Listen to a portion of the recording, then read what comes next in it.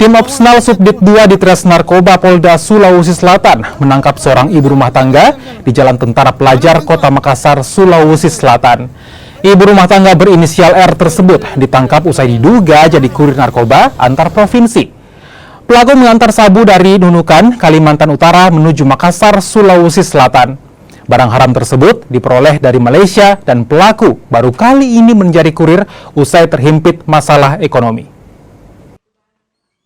Sebagai awal, barang bukti berupa sabu ini adalah berhubungan dengan suaminya. Dengan keterpurukan ekonomi, maka bandar ini berdaya keluarga ini dengan mengiming-imingi uang senilai 20 juta apabila berhasil membawa barang bukti berupa sabu ini ke Makassar. Nah, sehingga berdasarkan pengakuan ini, kami akan menindaklanjuti pada asal barang atau pada si yang menyuruh membawa barang tersebut, yaitu lelaki R yang berdomisili ataupun berada di provinsi yang tadi kami sebutkan tadi.